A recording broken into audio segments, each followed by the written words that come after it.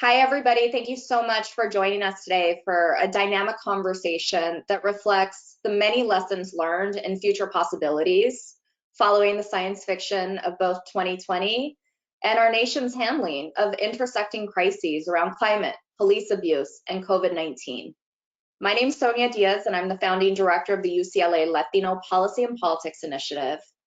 And today we're going to focus on the important work happening in Florida, which is to organize and galvanize diverse communities to transform the future of the Sunshine State.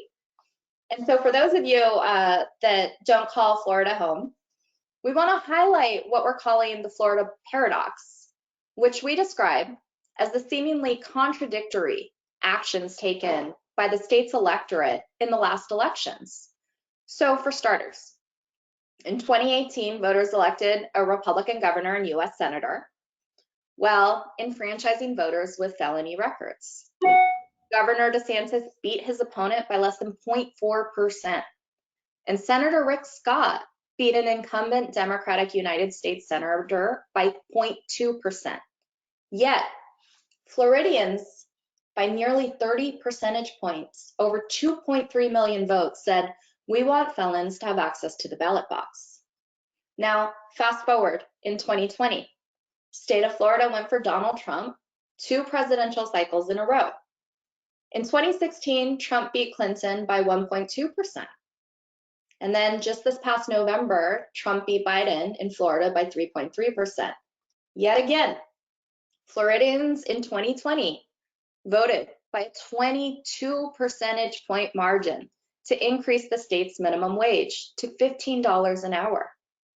And so here we have these seemingly progressive stances around important societal issues that are gaining traction, while still sending candidates with platforms that are in opposite to these reforms, albeit by very slim margins, to the national stage.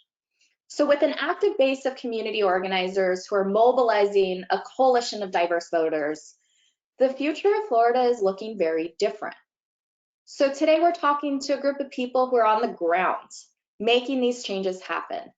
And we'll have a dynamic conversation about what they learned in the last election, how their work helped drive wins, and also what this means about the future and equity and justice.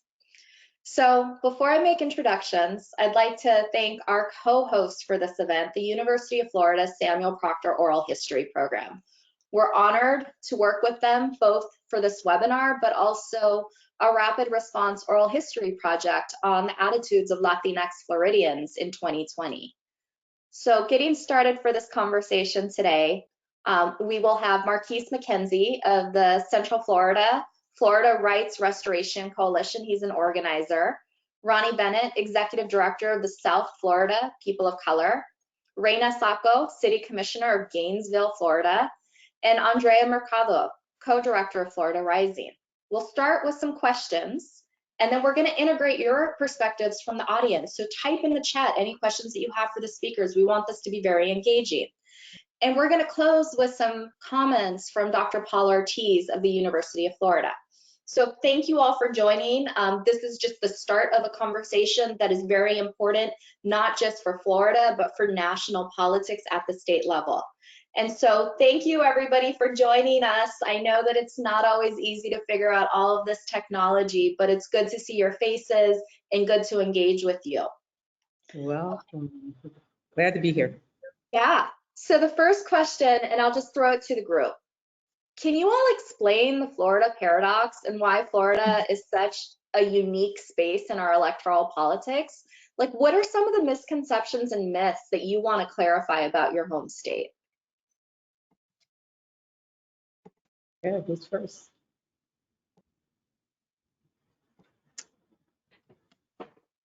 Well, I can start. Not everyone at once.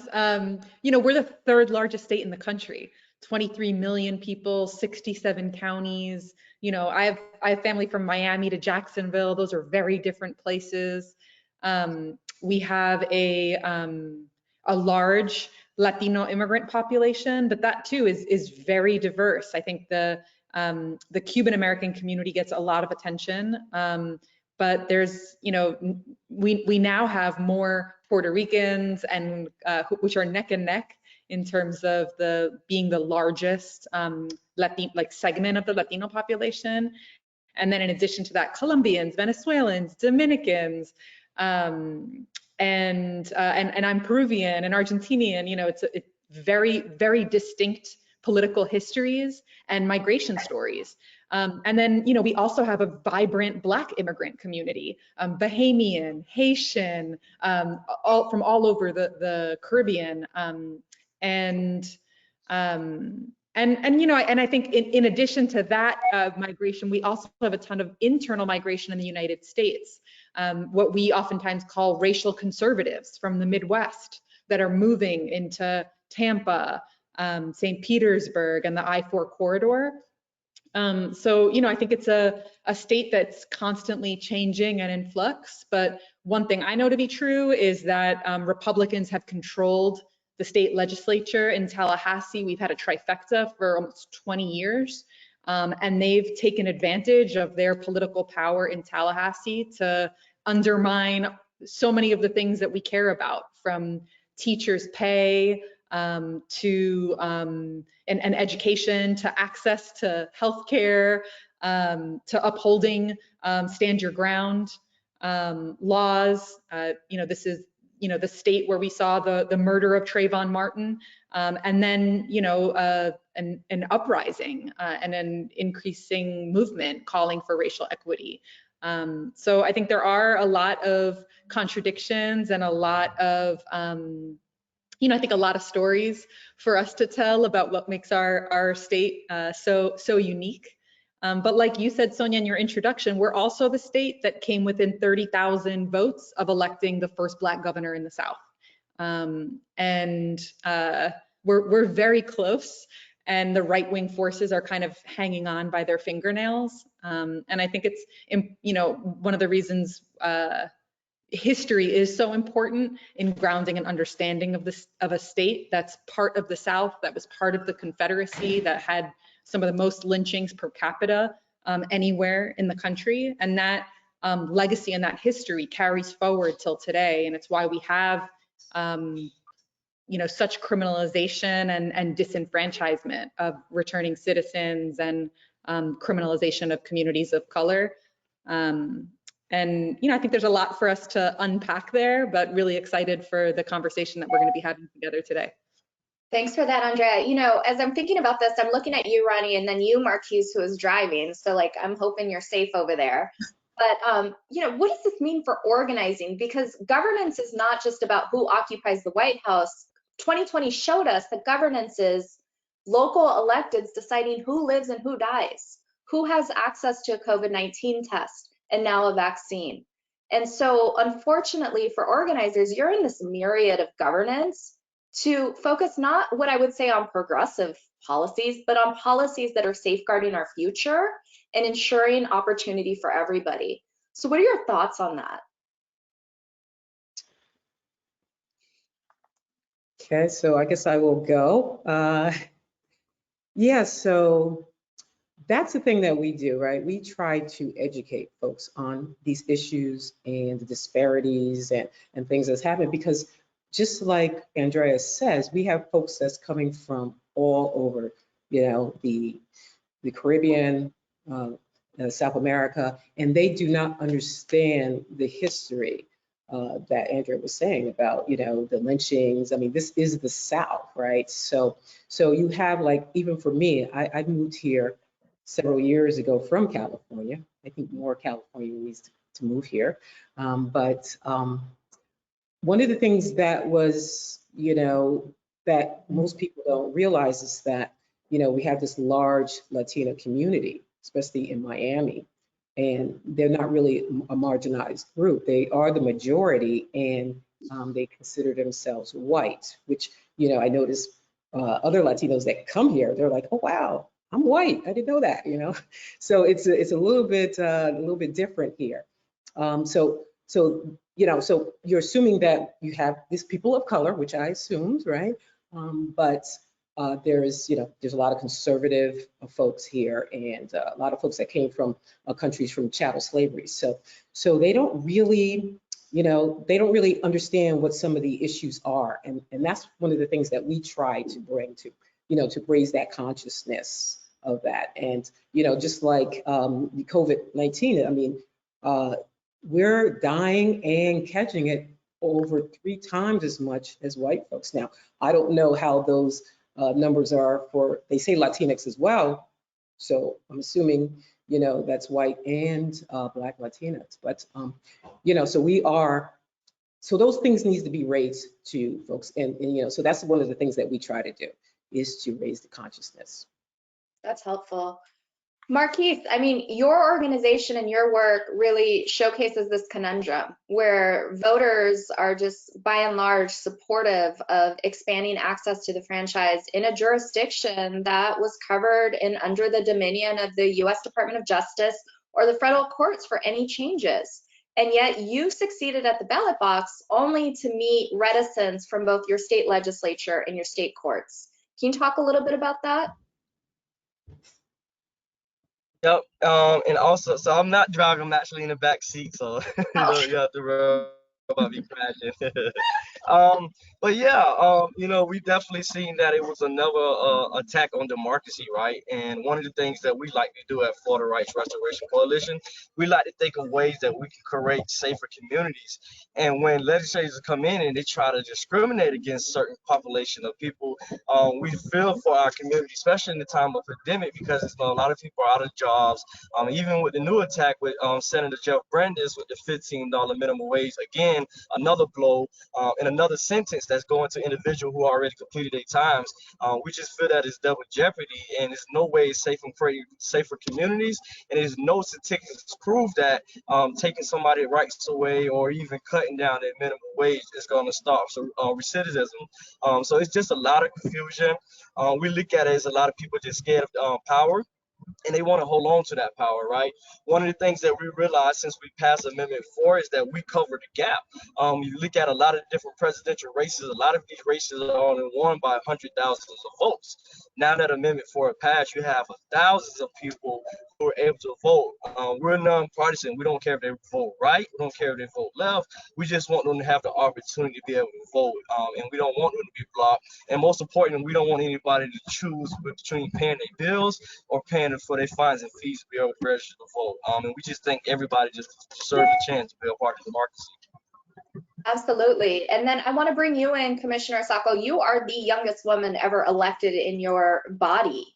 You've come, you know, to this position of power in a state that has in many ways identified some people as deserving of opportunity and others not. So tell us about, you know, your movement from community organizing to now elected office and what you hope to participate in and bring to life in terms of transformations around policy. So one of the things I definitely realized is there's a hunger for change. So even though Florida at large might vote red, at the local level, you have people like me, you have Representative Escamani, you have young, vibrant women and minorities who have radical ideas for change, and people are hungry for those if they are tuned in enough to their local or smaller state house races. So if you get their attention, they'll go, definitely, I want that. Of course I do, but it's hard to compete during midterms or a presidential year with, you know, all the political noise of a larger race. So it's hard to get that foothold from people, but there is definitely, I saw a hunger for new voices, new faces. And so what my advocate background's a little weird. Full disclosure, I'm Cuban from Miami. So that gave me a very conservative upbringing in out of being told I am the white passing majority in Miami, and growing up with that upbringing. But in my household, there are 5 people, and 2 of them voted for Bernie, 2 of them voted for Trump. And I won't say who I voted for, but there's that generational divide that there is change coming, and it's not all one. Cubans will always go this way. Puerto Ricans will always go this way. There is a divide, and you have to be boots on the ground, engaging with people. And that's one of the things that I work when I was an advocate, just getting to know people on the ground. What is it that you want in this community that will make all the difference? And when you take care of your community on the ground, that gives a small stronghold. So Gainesville is considered this blue dot in the middle of a Red Sea, where you have a lot of progressive action being taken, and a lot of people are seeing that. A lot of people come here for our university. A lot of young people then go back home with these wild progressive ideas of, well, my town that I lived in for 4 years made this possible. Why isn't it possible where I go back home, where my parents live? And so one of the things that I'm hoping to do, I can't be an advocate as much anymore because of a conflict of interest if I start touching things. But one of the things I hope to do through my work as a politician is to show people that it is possible, and that when they go home back to live their adult lives as contributing members of society, that they can go back and say, it is possible to do a lot of these things. I've seen it happen. When I worked as an advocate, I would do things to change. It was a lot like lobbying to a certain extent without calling it lobbying. That a lot of change was possible from other states, and show it here. And it was only possible because Gainesville already had that foothold of being kind of the last progressive bastion for North Florida, that it was possible to kind of move forward some of these ideas. There was appetite for the ideas. And as you keep, it's a bit of a snowball effect. Once you build on it, a lot more is possible because you've done so many great progressive things that are good for the environment, for minorities, for houseless individuals. You can move forward a lot of policy once you've taken that first step. And so I think showing that that first action was possible will open up a lot more doors for more radical progressive ideas. So this is really helpful, like this idea of like hunger for change, the intersecting place of the community, the local level to state, to a legislature that has been held by one party for many, many years. So Andrea, you have a new organization. You're focused on community mobilization and organizing. What is the future of Florida from your vantage point? What are you all hoping to achieve? Well, Florida Rising is a result of the coming together of New Florida Majority and Organized Florida, two organizations that had 10 years of organizing in the state. And, you know, I think Reina's comments to me resonated so much, and your own personal experience, Reina, and your family, because something that I think people outside of Florida don't understand is that the majority of Latinos did not vote for Donald Trump. Like the vast majority actually didn't. More of them voted for Trump than we would want. And Florida really is the heart of Hispanic conservatism. But you know, it oftentimes is like ignoring the fact that the majority of white men and white women are voting for Trump. And I think for us, like our theory of change is that the new majority already exists. That if you can bring together Latinos, Black folks, young people, people with progressive ideals, like we can assert the, not only like the power, but get the kind of changes that our communities are clamoring for. And, you know, I mean, I think we've made a lot of headway, but there's still further to go. And the right wing continues to try to undermine, right? Like that's why they take away the vote. They're actually right now trying to criminalize protest and pass an anti-protest censorship and repression bill. They're trying to make it so that people that registered to vote by mail last year in record numbers are not able to vote by mail in 2022. Like they're just so obvious about that their goal to hold on to power is to keep people of color from voting. And keep, you know, progressive people from voting and undermine democracy.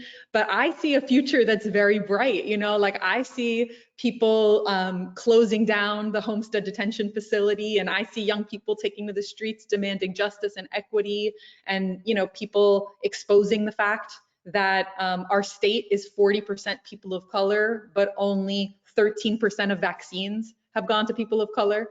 And, you know, I mean, I think that there's a lot of education that needs to be done, and the reality is the right-wing infrastructure in our state is massive. And that's oftentimes not talked about when we think about what happened in 2020, is that the Trump campaign, like Republicans were outspending Democrats 2-1 in Spanish. They were making record number of buys in Haitian Creole. Like they're contesting for our communities alliance, and they've been able to peel off some Black and Latino men to be on their side. And we're in a battle for hearts and minds and the future of our communities and the future of the planet. And I believe that in the end we win. But that's going to take a lot of, heart and organizing and a lot of sweat, a lot of hard work. And organizing is fundamentally about being in relationship with people, right? Like knocking on someone's door, talking to your neighbor, trying to help people see that ordinary people can come together and make changes. And when people see that, when they pass Amendment 4, when they pass $15 minimum wage, like I think it helps unlock that other kinds of wins are possible. So what's really important here, and thank you, Andrea, for those comments, and I want to bring Roni and Marquis in, is this idea that, no community is a monolith. We often, through media and entertainment, are able to see multifaceted lives of white people. They can be anything and everything. And yet, non-white people are seen in this reductive way. And we saw that on election night when Miami-Dade went for Donald Trump. But again, research, including research out of the UCLA Latino Policy and Politics Initiative, makes clear that by a 2-to-1 margin, Latinos voted for Biden. And so we have these misconceptions. We know that no community is a monolith. We know that there is rich diversity in the Black diaspora. What does that mean on the ground, right? Because it takes work to overcome both anti-Blackness and systemic oppression. So Roni and Marquis, you all are in the battle for the soul of Florida, literally the fundamental right to vote, to participate in the democracy, to be able to access dignity. How does this really unravel itself in your organizing? Well, for South Florida people of color, our focus is to try to amplify other organizations. And like you said, we're not a monolith, right? We're not a monolith. That's not my dog. I don't have a dog. Okay. So, we all been socialized the same way, right? So especially folks that's coming from, a different country or whatever, the best thing to do to assimilate into, the American culture is to be anti-Black, right? So one of the things we have to do is educate these guys and have this deep dialogue and show these guys that, systemic racism isn't the shark, it's the water. We're all swimming in it. And we got to get people to recognize that white supremacy does, it's strategic to do this divide and conquer, for the planter class, right? So we have to wake people up with that. And that's kind of what we do. We bring folks, from, New Florida Majority, I got to get the name right. And, other organizations like Paul Ortiz to educate folks, especially on the history, Black history. So folks will know that, and most people say American Black history is American history, but really, American history is Black history. It's based on, I know people are like looking at, but yeah, it's like, we built this country, and the culture is Black. But so those are the things that we need to wake people up on. Marquis, you want to get in on this? Definitely. And I also just want to chime in and piggyback. Education is the key, right? And when you talk about that, predominantly being the African American, when you talk about the president, when you talk about any voting in particular, the first thing you hear on the ground is that, man, the president can't do nothing for me. I don't believe in the system, right? And most of the times, people in those African American communities, they're not talking about local races. Most times they don't even notice of local races, right? So only time they don't see any change. They think all of the change is coming from the presidential race. So when they don't see nothing, you have a group of people that don't believe in the system at all, right? And one of the ways that you get them involved is simply, I think, educating. But I think one of the fun ways that we like to do it here at FRC is giving those people an opportunity to organize, right? When we have opportunities for people to be, canvassers. We have opportunities for people to do voter registration, show them that they can make a living by simply going out educating other people and allow them to organize their community, right? Because you can take me and I can go to a community that I'm not completely from and I tell them something and they don't want to hear it. But if you allow an individual in that same community who may to deliver that message to the community, this just goes away definitely different. So we're all about doing leadership development. Marquis, my friend, you're breaking up a little bit. I'm gonna come right back to you. Can you hear me? Okay. All right. Okay. So the key is education from what Marquis was saying. The key is really thinking about Black history is American history. It built this country. And here we are in the South, in Florida. And yet there was a lot of talk about two other states after November, Georgia and Arizona. And in many ways, there are distinct similarities here. So if you think about what Andrea said, which is that Florida in 2018 almost became the first Southern state to send a Black person to the governor's mansion. And I can't help but think about what would have happened had the Supreme Court not gutted Section 5 of the Voting Rights Act.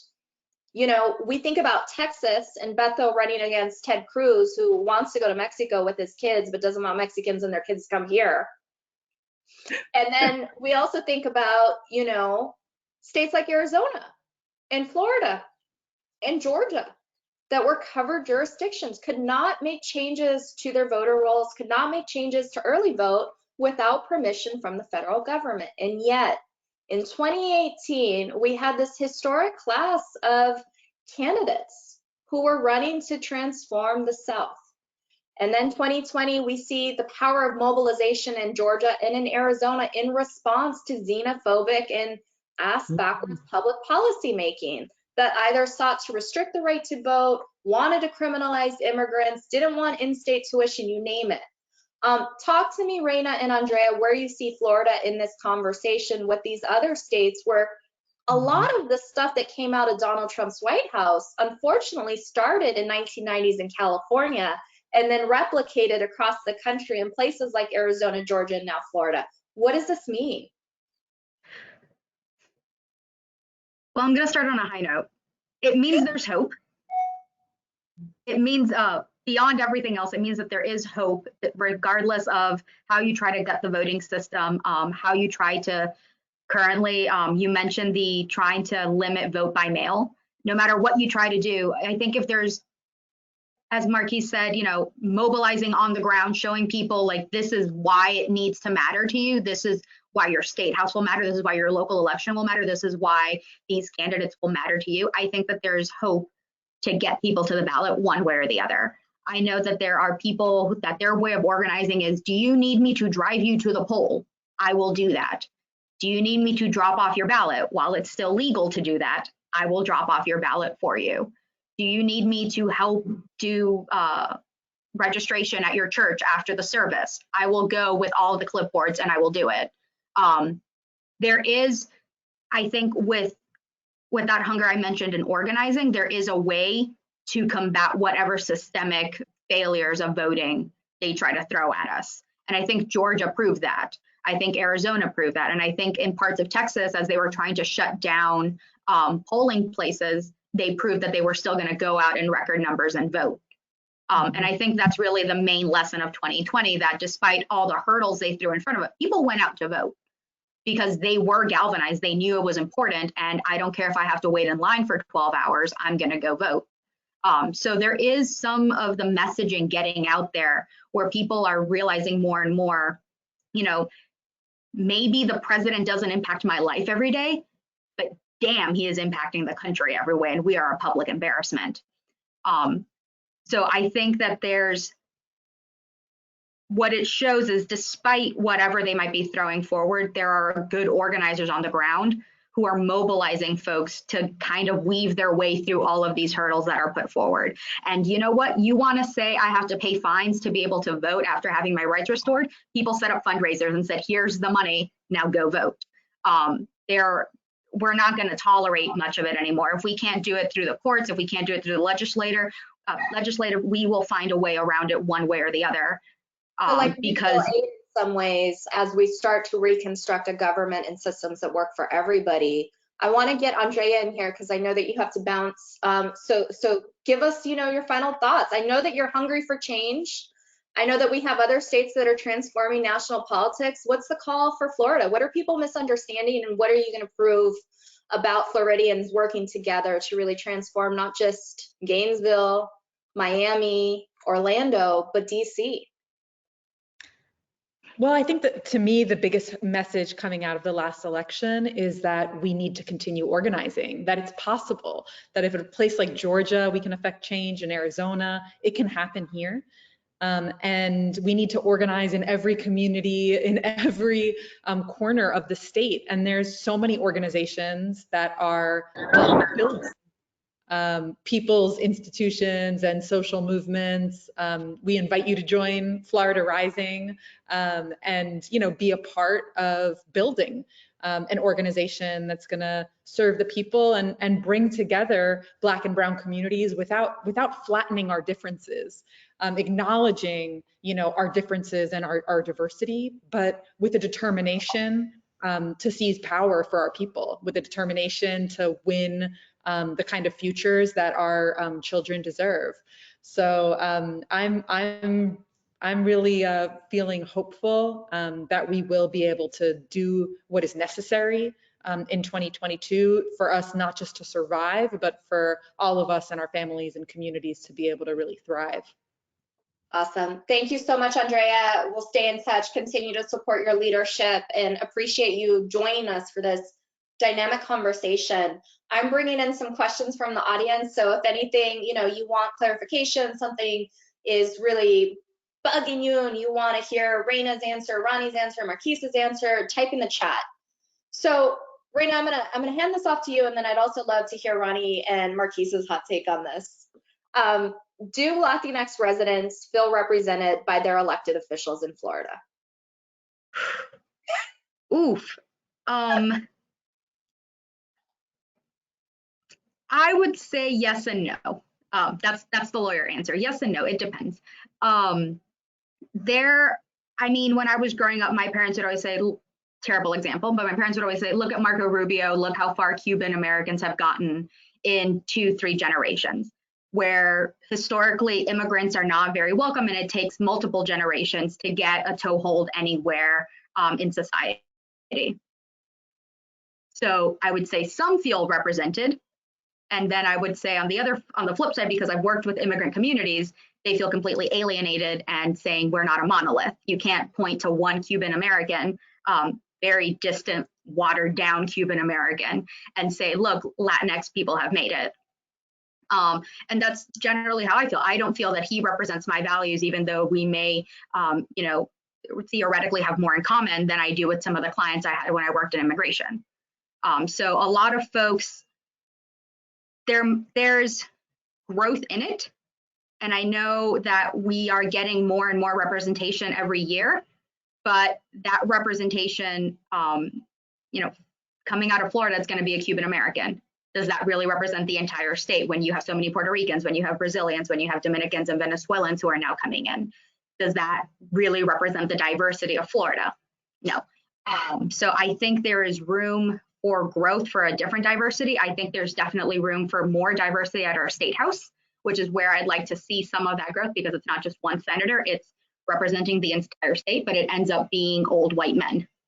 I think Orlando and the greater Orange County area is doing a lot of good work having a variety of minorities represent. But that's the model I would point to as showing there is representation, there is more growth and proper representation of all the minorities, not just saying Florida belongs to Cubans, because that's far from the truth and not a proper representation. Roni, I see you shaking your head. You want to chime in? I think she's right on. What I can just add to that is that, we need more than representation, right? I mean, when you talk about diversity, it's not just, ethnicity or because, they do that as far as Black folks are concerned as well.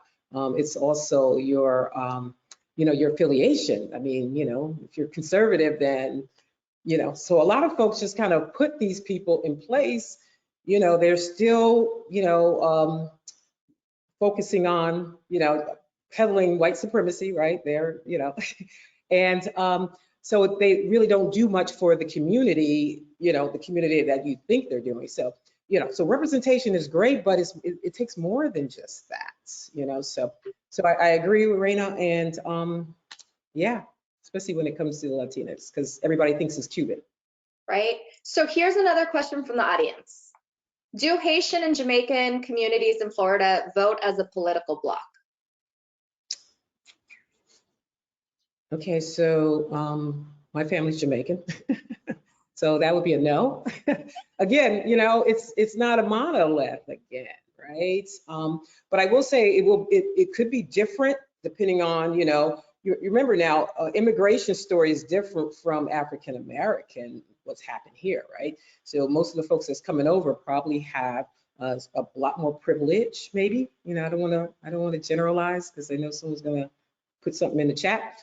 So yeah, a lot of folks coming from the Caribbean, you know, they have a different perspective, because think about it, you know, they've come to where there's more Black folks in that country as opposed to the African American. So there's a lot of colorism, you know, folks thinking, you know, they're better, or, you know, and that's, I think that's also in the Latinx community as well. So yeah, so that long answer is no, I don't, they're not. And this is part of organizing, right? It's recognizing the distinct differences, but then also the areas of commonalities. And so part of that is allowing people to be their full cultural selves as we seek forward to have an inclusive democracy. So another question from the chat is, can we talk, I'm going to shift a little bit to both suppression, but misinformation and disinformation, which was widely reported on in Florida in Black communities, but also in Latinx communities. So a volunteer noted that she spoke with a lot of Puerto Ricans who expressed that they couldn't vote. What's being done to enfranchise Puerto Rican voters, and how are they targeted for voter misinformation, voter suppression in the last election? Yeah, welcome to the crowd.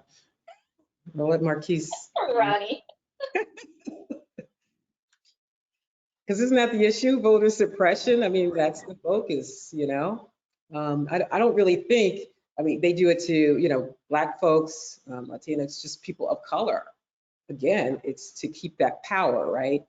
And so yeah, so I do have a problem with, you know, I'm an independent, but I have a problem with, if you look at, you know, the Democrats, I don't think they do enough, but, you know, maybe I just don't know what they're doing. So I need to be careful with that.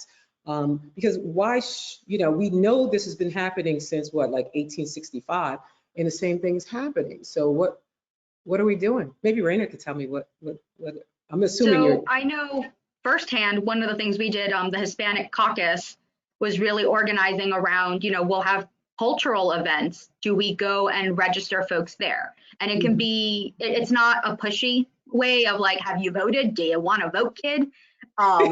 It was more of a, you know, elections are coming up. Have you registered to vote? And if someone said, you know, I can't vote, you know, ask them, why do you think you can't vote? Is there a reason? And sometimes people were saying, oh, I'm a felon. I don't have my rights. And we're like, actually, have your rights back. And or, you know, I'm Puerto Rican. And they're like, actually, if you're registered here on the mainland, you can certainly vote. Right. Or we've had a lot of students saying like, I can't vote because I live here, but I'm registered back home. And we're like, you can actually change your voter registration right now. Like, here you go vote at the student center. I think it's a matter of just asking everyone. And it goes back to that boots on the ground, like knocking on every door, asking every individual, because it's a matter of individuals. And everybody's going to have a different idea of why they can't vote because they've heard something, they've read something. And I think that's a matter of mass misinformation because the internet is wide and varied and at the same time so tailored down to what you want to see that you might be in an echo chamber and you've never heard anything different. You might not have heard that, you know, recently released persons can vote, that Puerto Ricans can vote, that you can vote at your school when you're away from it, because you just haven't been around that kind of information. But if groups like the Hispanic Caucus were doing here. And I think it was more of a local movement to go out at events. If they're having a Hispanic cultural arts event, you have 12 people with clipboards saying like, hey, have you voted? Hey, are you registered to vote? Very politely just asking and leaving folks with that information. I think that's the simplest step you can take if 10 people with clipboards go out to a cultural event where you know a large minority is going to gather. You go out and beat misinformation with a smile and a clipboard. And in some ways, you know, we see that happening for some parties that want to invest in getting those votes. Andrea talked about the Republican Party and conservative groups fighting for votes of non-white voters, and it shows.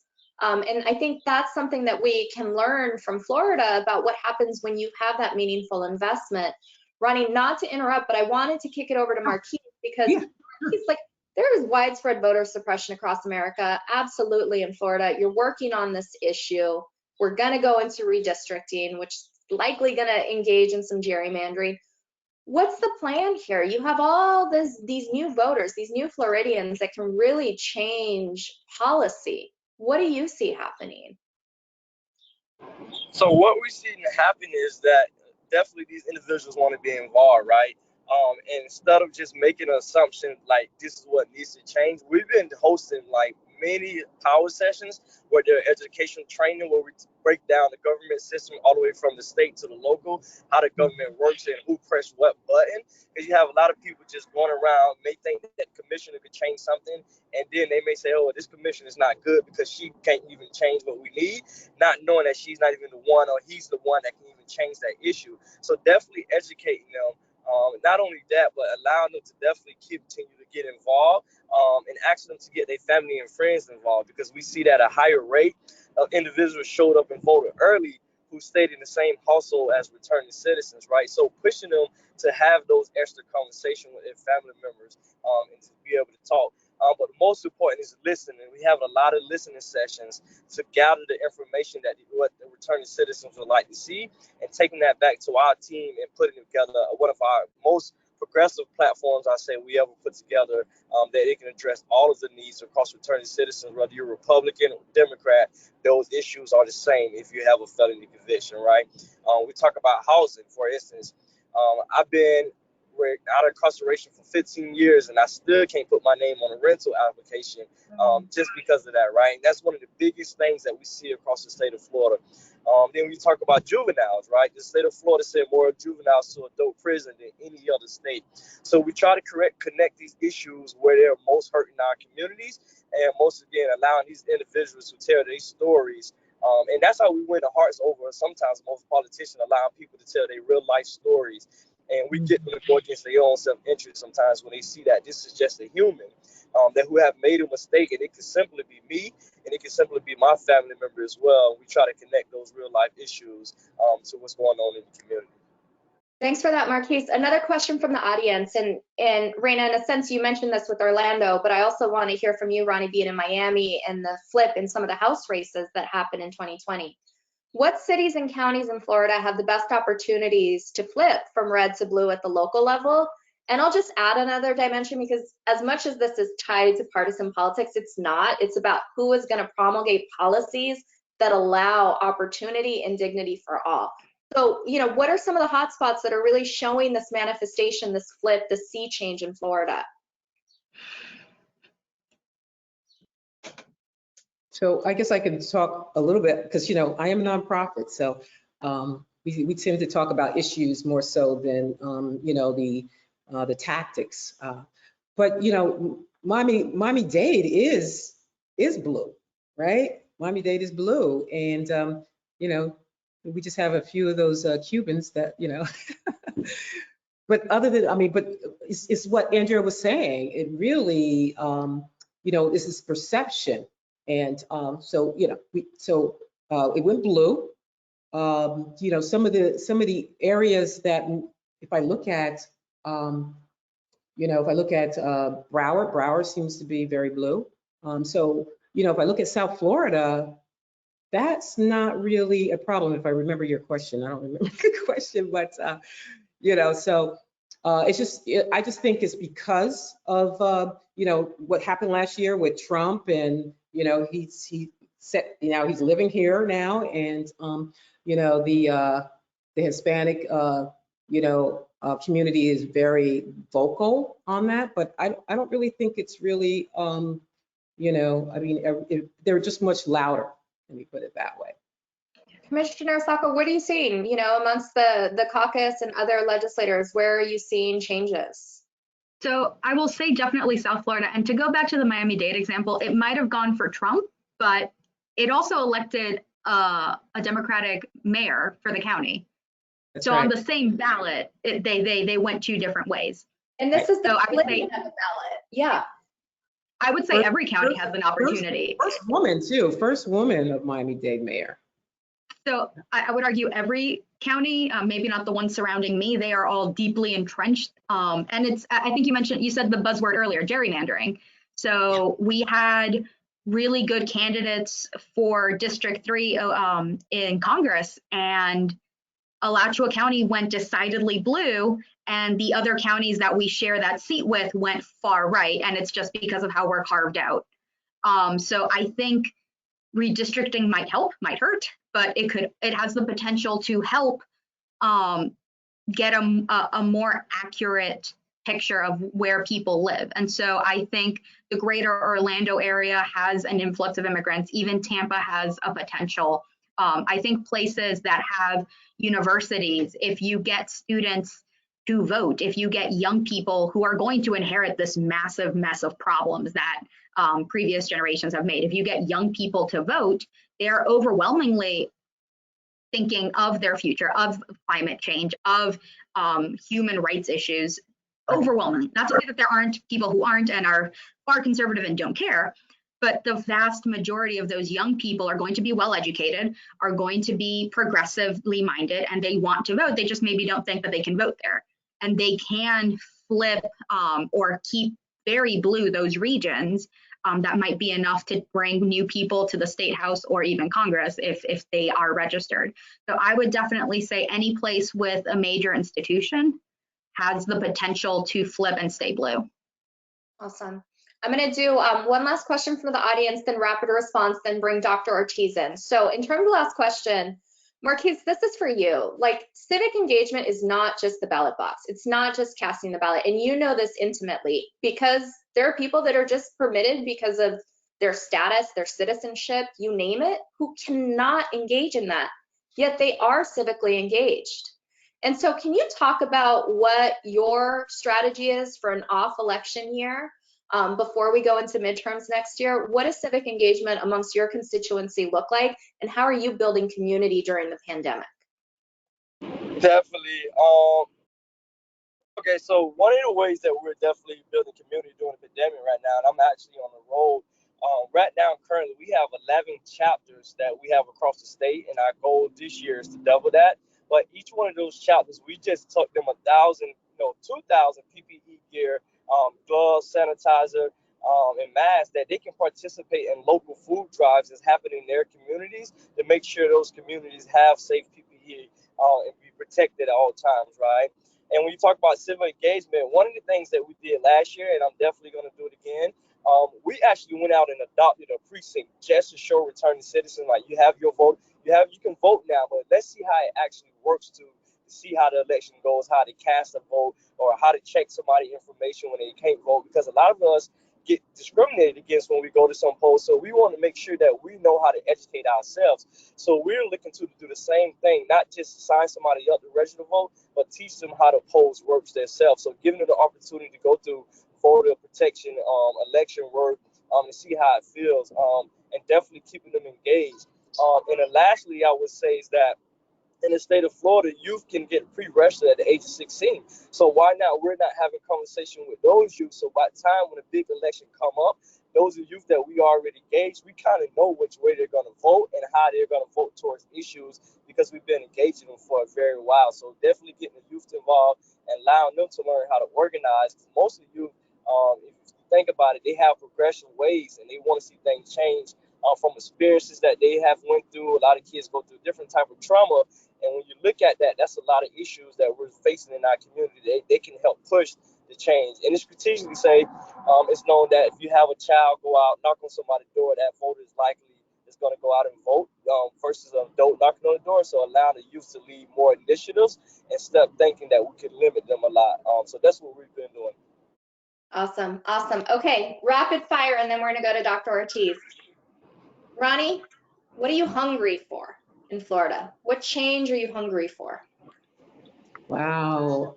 You know, yeah, so what I would love is that, you know, we can unite all of our folks, because that's kind of what we do. We bring folks together from all across the racial ethnic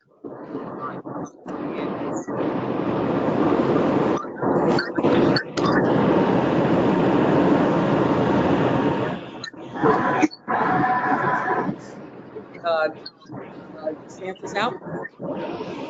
And also the, you know, Thanks for that. I know we're having a little sound here, so Marquis, I'm gonna give it to you. Marquis, what state do you want to follow Florida's lead?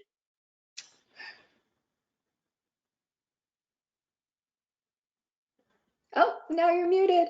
now he's muted. Can you hear me? Yep. I would say the state that I want to see follow Florida lead, and I think they somewhat already did, is Virginia. Virginia. Oh, Yeah, okay. the Commonwealth of Virginia. Virginia. Awesome. Okay, Commissioner Saco, what do you want to say to all the other women of color who want to run for local office? Ooh, you can do it. So first and foremost, you can do it. I came to this, I left my home country on a boat when I was 4, and I was kept in Guantanamo Bay in a refugee camp in Panama because they didn't want to let the immigrants in. And here I am in my office today talking to everyone. You can definitely do it. There is no shortage of opportunities for women and women of color who are hungry for change and want to help their communities. And if that's what you want to do, you'll find a way to do it. Awesome. And Roni, I'm going to kick it back to you because the sound was funny. So tell us again what you're hungry for. Yeah, well, of course, you know, Florida, we need to turn it blue, right? So we'd love to kick out DeSantis because, you know, he's Trump Jr. And yeah, and also all of the senators as well, you know. So again, South Florida people of color, what we try to do is bring, you know, folks from across the racial, ethnic, and cultural divide to unite. And the only way we're going to get stuff is to organize. It's the only way we've ever gotten anything done. So we have to unite and organize. So that's my hope. Thank you, Commissioner Saco. Thank you, Roni. Thank you, Marquis. I'm going to kick it over to Dr. Ortiz for closing. And I want to say we had such a dynamic and engaged audience. They were just typing all of these awesome questions. So there is a hunger and appetite for this dialogue. Well, thank you, Sonja. And on behalf of the University of Florida, the Samuel Proctor Oral History Program, we're just so honored to be in a coalition and relationship, a research partnership with our dear colleagues at UCLA.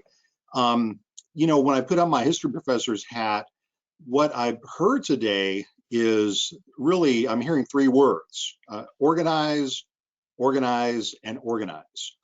I'm hearing solidarity. I'm hearing these amazing immigration and origin stories. I think what we've heard also is that to understand a state like Florida, we have to understand the tremendous diversity within the groups we're talking about.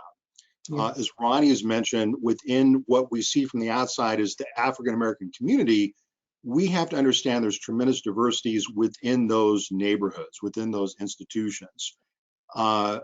Commissioner Saco has also talked to us about diversities within different Latinx communities and populations, and also the issues of gender and sexuality. We haven't talked about quite as much, but are very important and of desperate importance, I would argue, in terms of thinking about political enfranchisement in the Deep South. You know, taking even a further step back, thinking about the period of Reconstruction in Florida, there's so many continuities here. We've been talking about voter suppression, the right to vote, the right of representation. One of the exciting things that I as a historian, I get as a takeaway, and I really want to encourage folks to contact the Samuel Proctor Oral History Program at UF. We want to hear your story. And the more stories we hear, I think the more complexity, Sony, that we can kind of add to the story. But one of the amazing parts of Florida history that most people don't understand relates again to the themes that all of the panelists today have accentuated. And that theme is that when one part of our community makes an advance, all of us benefit from it. This is so different than the kind of society I was raised in, where you heard often, well, if this group gets something, Paul, your community is going to lose. That's what I would call the zero-sum game of citizenship, that Americans are tempted, right? That's the power of the Trump movement. It teaches us that if Roni gets more rights, then Paul loses rights, okay? So all of you as organizers have been teaching us today that a rising boat lifts, what's that? A rising tide lifts all, I guess as a Floridian, I should know that, right? And let me give you the final historical case study. During Reconstruction, when African Americans won the right to vote after fighting in this bloody Civil War, after centuries of slavery, during Reconstruction in Florida, a law was passed in 1868 called Declarant Alien Voting.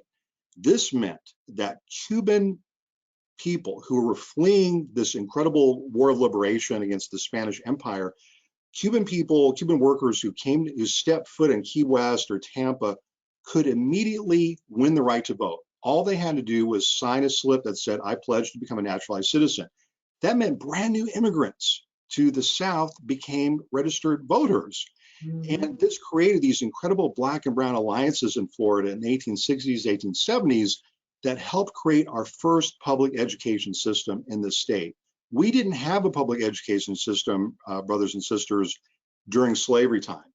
Education was only for the sons and daughters of the master or the mistress.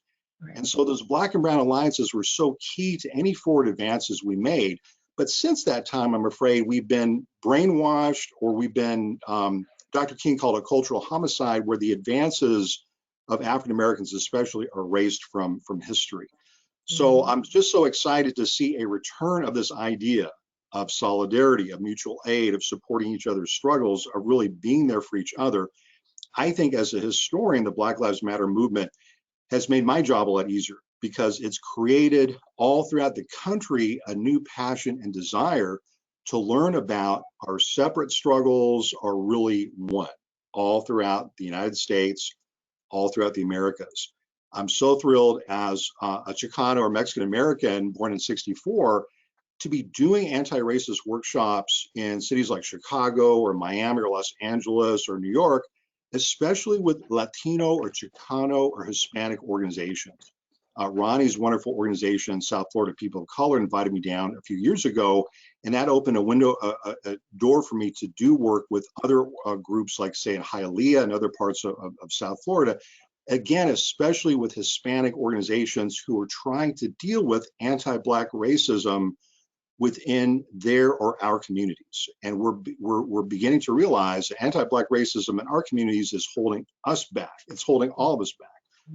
So in conclusion, I'll put my oral historian's cap back on and say, if you're watching and you're interested in these issues, the Samuel Proctor Oral History Program really wants to hear your story. We're just so excited and thrilled again to be working with UCLA with the Latino Policy and Politics Initiative. This is an ongoing project, and so I'm so excited. This is just our first program. Imagine where we'll be 2 or 3 or 4 years down the line, right? So thank you for the opportunity. Awesome. Thanks to everybody in the audience, our speakers, and I'm just listening to you, Paul, is always so wonderful. Because so often we just go back to the 1960s, and in many ways it's erroneous. It really is going back to Reconstruction and the radical reimagination of power. Ultimately, the way that I see our path forward is if we go to a Reconstruction or we go to a war on poverty, we are working and organizing to create the circumstances so that it's actually viable and not dead on arrival in a time of economic peril or a global pandemic. And that's our opportunity there. So for all of you, including those on the West Coast that have never been to Florida, welcome to really the heroes and the leaders that are going to shape this country for generations to come because it starts with people who are young, it starts with education, and it starts with collaboration. And so very thrilled to have engaged. Stay safe, everybody. Take care. Ciao. Thanks, everyone.